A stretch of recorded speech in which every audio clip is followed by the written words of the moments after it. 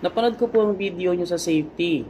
Ano po ang pinagkaiba ng Bosch at Koch? So, bali, Bosch and Koch are two training programs related on occupational safety and health, or tinatawag natin OSH. So, dahil magkaiba nga silang tinuturo, ibig sabihin magkaiba rin ang focuses nila.